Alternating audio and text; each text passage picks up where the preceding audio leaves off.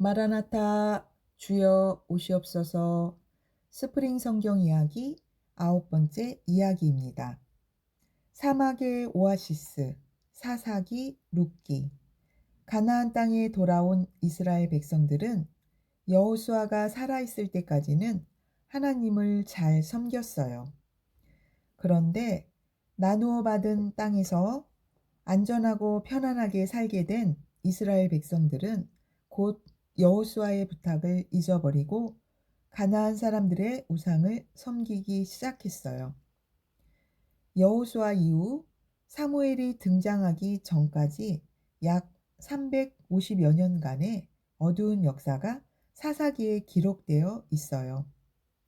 사사란 이스라엘의 정치적, 종교적으로 어려운 일이 있을 때에 활동했던 지도자들이에요.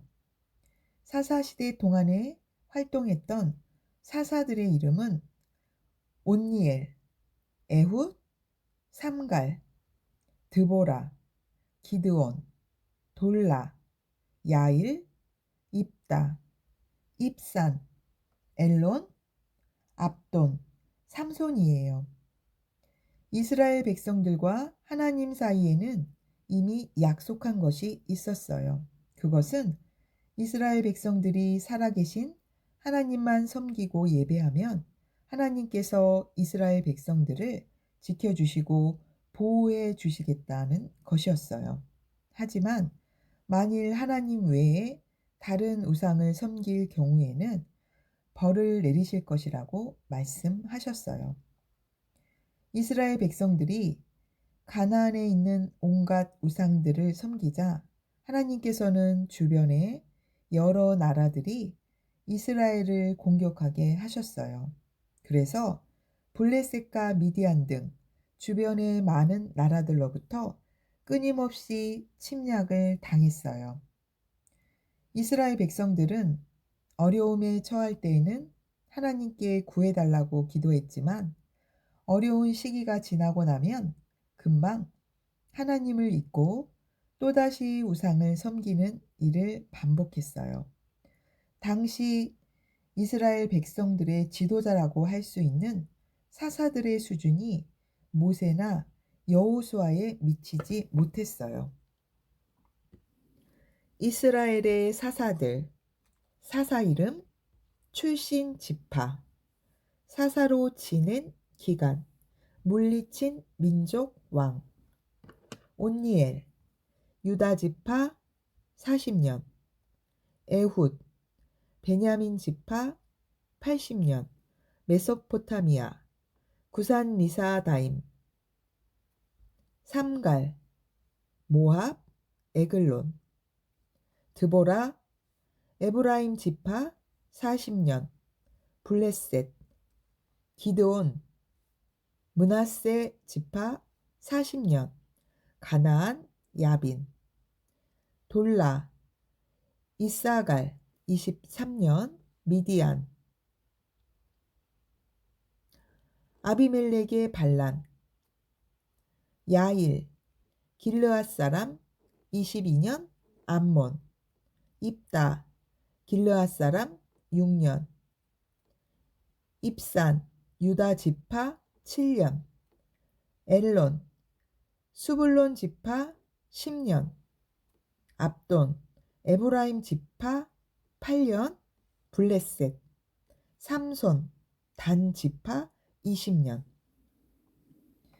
그렇게 가슴 답답한 사사 시대에도 그래도 사막의 오아시스와 같은 이야기가 하나 있는데 바로 나오미의 착한 며느리 룻, 그리고 하나님의 말씀대로 살아가던 보아스 이야기예요. 이스라엘의 베들레헴에 심한 흉년이 들자 엘리멜렉과 그의 아내 나오미가 두 아들 말론과 기련을 데리고 모압 땅으로 이민을 갔어요. 그리고 모압 땅에서 두 아들의 아내를 구했는데 한 명은 오르바이고 다른 한 명은 룻이었어요. 그런데 모압에 머문 지 10년이 되었을 때 나오미의 남편 엘리멜렉과 두 아들 말론과 기련이 모두 죽게 되었어요. 나오미는 이것을 하나님께서 자신을 잘못된 길에서 돌이켜 주시기 위한 벌로 생각했어요. 그래서 자신은 고향 땅인 베들레헴으로 돌아가기로 결심하고 아직 젊은 두 며느리에게는 모압에 남을 것을 권했어요. 그런데 며느리 룻이 반드시 시어머니인 나오미를 따라가겠다고 나섰어요. 그래서 나오미는 룻을 데리고 고향 베들레헴으로 돌아왔어요. 그때는 보리를 추수하던 때였는데 씨를 뿌려 농사를 짓지 않은 나오미와 룻은 추수할 것이 없었어요. 그러자 룻은 나이 드신 시어머니를 위해서 추수가 끝난 밭에 가서 떨어져 있는 이삭을 주워 오겠다고 말했어요. 젊은 이방 여인 룻이 다른 사람의 밭에 가서 이삭을 주워오는 일은 쉬운 일이 아니었어요.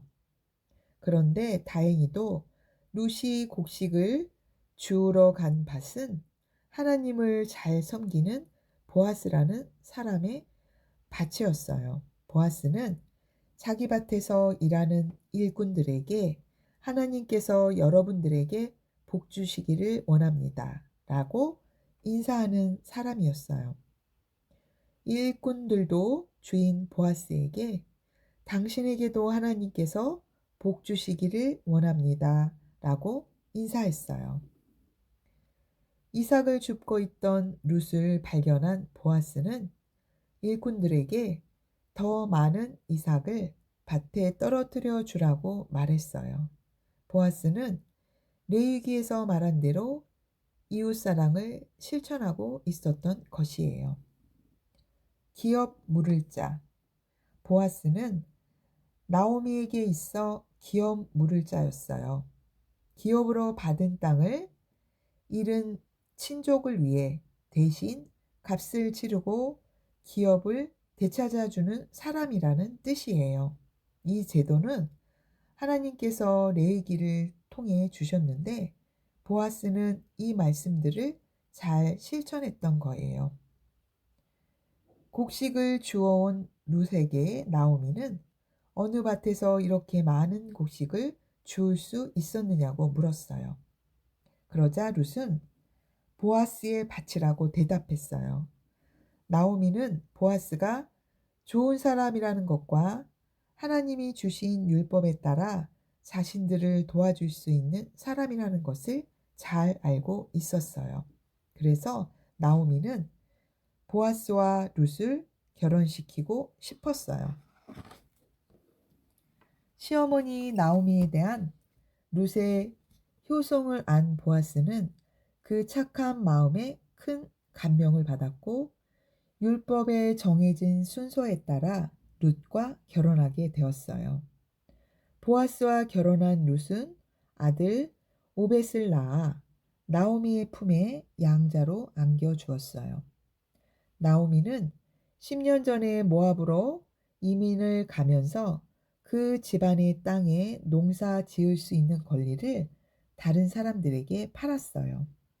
보아스는 이 권리를 다시 사서 나오미의 양자에게 줌으로써 나오미가 자신의 땅을 되찾아 농사 지을 수 있도록 해주었어요.